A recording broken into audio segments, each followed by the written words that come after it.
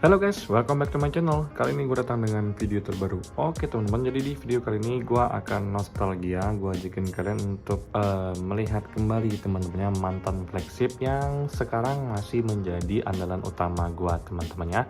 Jadi tanpa banyak basa-basi, kita langsung masuk ke video pembahasan kita berikut ini. Let's go! Oke guys, jadi kalau untuk iPhone ini sendiri itu udah gue pakai selama 1,5 tahun. Gue beli bulan Maret tahun 2022 kalau nggak salah teman-temannya. Jadi bulan Maret ke Oktober itu udah 1,5 tahun. Dan pas gue beli pertama kali itu harganya 7,5 juta. Itu gue beli yang X-Inter Amerika guys ya. Untuk size-nya sendiri itu 64 GB dan untuk warnanya itu warna gold. Nah kalian jangan salah ya, di sini udah gue pakein hidrogel jadi nggak kelihatan lagi untuk logo Apple-nya guys ya. Nah kalau untuk dari sisi desainnya ini gue masih suka banget ya, walaupun di tahun 2023 ini desain untuk iPhone tuh udah berubah jadi kotak semua. Tapi gue masih cinta-cinta aja dengan bentuk iPhone yang membulat seperti ini teman-temannya. Karena ya menurut gue masih keren-keren aja guys ya. Nah dan kotak yang gue dapetin juga ini masih kotak yang tebal seperti ini teman-temannya. Nah kalau untuk kotak slim yang gue dapetin tuh cuman dari kotak iPhone 13 aja guys. Yang ini guys ya. Bangga sih gue akhirnya bisa dapat iPhone dengan kotak slim, apalagi belinya resmi teman-temannya. Jadi ya seperti biasa gue selalu saranin kalian untuk beli iPhone resmi ya kalau untuk zaman sekarang guys. Oke guys, jadi kita sambut iPhone 11 Pro teman-teman. Jadi iPhone 11 Pro ini adalah salah satu senjata utama gua selain iPhone 7 dan juga iPhone 13 ini teman-temannya. Nah, kalau untuk iPhone 11 Pro ini sendiri itu udah gua install Geekbench dan kita akan lihat skornya teman-temannya. Ini udah gua tes dan skor yang gua dapetin itu adalah single core-nya di 1728 dan untuk multi core-nya di 4077 teman-temannya. Nah, di sini kita langsung ke single core-nya. Untuk single core gua tuh 1728 dan average-nya itu 1699. Gue scroll ke sini kalian bisa lihat sendiri kalau untuk skornya itu setara dengan iPhone 11 Pro Max teman-temannya. Skor gue tuh kan 1728. Untuk 11 Pro Max sendiri itu skornya di angka 1706. Ini untuk di single core. Kemudian kita ke multi core. Kalau untuk multi core gue tuh di angka 4077 dan untuk average-nya adalah di angka 3676.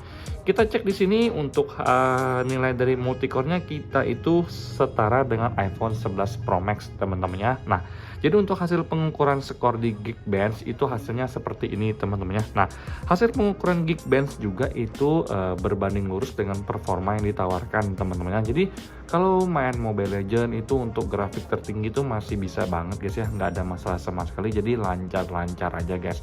Main Mobile Legends itu 15-20 menit baterai habis sekitar 9-8% teman-temannya. Nah itu gua menggunakan konektivitas WiFi guys ya. Nah terus kalau kalian mau main Genshin Impact itu juga masih bisa-bisa aja dimainkan dengan grafik rekomendasi dari iPhone-nya sendiri teman-temannya. Jadi untuk permasalahan main game sebenarnya gue nggak ada masalah sama sekali teman-temannya. Untuk dua game seperti Mobile Legends maupun Genshin Impact itu semuanya bisa dilibas dengan lancar-lancar aja guys ya. Tapi kebetulan gue bukan gamers jadi gue kurang suka main game dalam jangka waktu yang lama teman-teman ya. Sekarang kita masuk ke daya tahan baterai. Gue jujur ya sekarang itu udah pakai iPhone 7 untuk daily driver gue. Jadi untuk iPhone 11 Pro gue ini sendiri itu sangat jarang gue mainkan. Paling gue buka Instagram, gue ngedit-ngedit foto, ngedit-ngedit video di iPhone 11 Pro gue ini. Selain itu gue juga pakai iPhone 11 Pro gue ini untuk foto-foto, take video karena kameranya memang masih sangat bagus banget teman-temannya. Nah kalau untuk baterai sendiri di sini kalian bisa lihat rata-rata screen on gue tuh di angka 4 jam 6 menit teman-teman. Nah, kalau untuk pengecasan sendiri kalian bisa lihat sendiri di sini gue cuma ngecas selama 2 kali. Nah, yang menjadi perbedaan adalah baterai gue tuh udah baterai health-nya tuh service di angka 76%. Bagi gue secara pribadi yang memang udah agak jarang pakai iPhone ini, itu gue ngerasa baterainya tuh masih awet banget. Nah, di compare dengan kejadian sebelumnya di mana gue masih pakai iPhone 11 Pro ini secara aktif ya teman-temannya. Walaupun baterai health-nya itu sudah menurun drastis di angka 76%, tapi untuk pemakaian gue sehari-hari itu masih bagus banget karena gue nggak ada pakai buat main game temennya.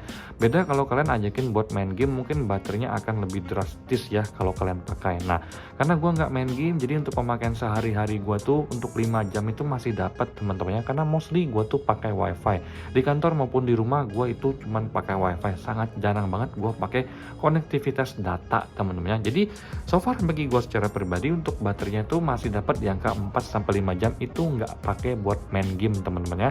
Dan ini bikin gue masih betah banget dengan baterai di iPhone 11 Pro ini guys ya. Oke guys, jadi kalau kalian tanya ke gua, Bang, apa sih yang paling lo suka dari iPhone 11 Pro ini? Ada dua hal teman-temannya. Yang pertama itu adalah dari bentuknya yang sangat compact di tangan gua, karena gua lebih suka mengoperasikan iPhone dengan satu jari aja.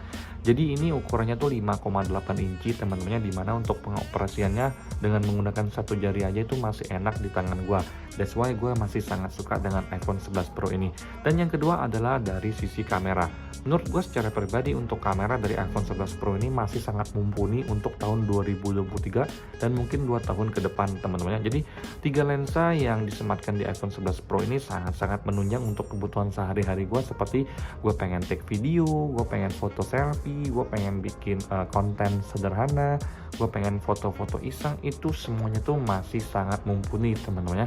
Jadi that's why gue masih sangat cinta dengan iPhone 11 Pro ini, karena untuk kualitas kameranya tuh lengkap banget ya, masih oke-oke aja, walaupun yang belum ada ya mode-mode seperti kayak iPhone Pro series ya, yang punya Pro RAW dan yang lain-lain ProRes. Tapi nggak masalah teman-teman, gue masih sangat cinta banget dengan iPhone 11 Pro. Oke guys, jadi kalau kalian tanya ke gue, Bang, untuk iPhone 11 Pro ini deal breakernya apa Bang? Gue bisa jawab yang pertama itu ada dari konektivitas yang belum support 5G. Jadi ini mentok masih di 4G. Jadi suatu saat nanti di saat 5G itu udah jadi hal yang umum, di mana-mana koneksi serba 5G, kalian akan merasakan banget ketinggalan zamannya untuk konektivitas di iPhone 11 Pro ini teman-teman ya. Walau sekarang ini belum terlalu berasa ya untuk 4G dan 5G nya, tapi untuk kedepannya gue yakin ini akan menjadi deal breaker yang sangat-sangat harus kalian pikirkan matang-matang teman-teman ya. Nah, untuk selanjutnya yang bisa gue bilang mungkin adalah dari sisi desainnya ya. Bagi sebagian kalian yang mungkin udah nggak suka dengan desain yang bulat-bulat seperti ini, karena kan zaman sekarang desainnya tuh serba kotak teman-teman. Jadi untuk desainnya mungkin makin ke depan itu udah semakin jadul kelihatannya teman-teman ya.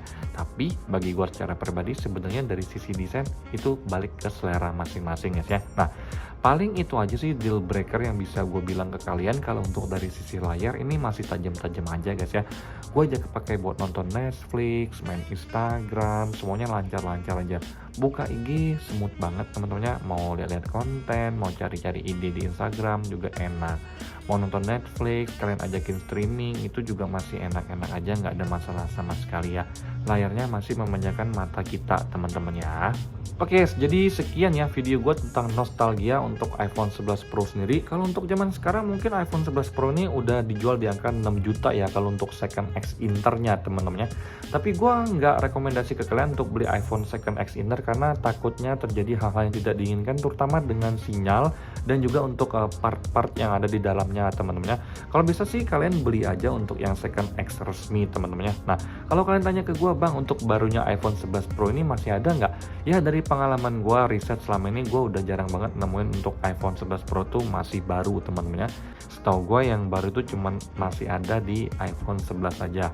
Kalau untuk iPhone 11 Pro itu udah jarang banget barunya masih ada, dan kalau ada pun mungkin pilihan storage dan warnanya tuh udah sedikit banget teman-teman ya. Tapi dari yang gua tahu selama ini iPhone 11 Pro itu udah nggak ada lagi barunya guys ya. Nah, kalau kalian pengen beli boleh coba ya lihat-lihat di shop-shop yang terpercaya.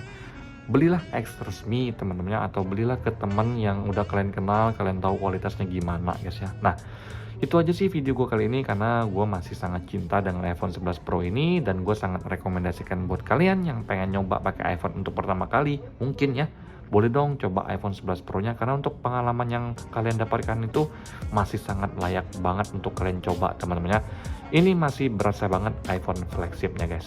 Oke, sampai jumpa di video selanjutnya, semoga kalian semua dalam keadaan sehat. Bye bye.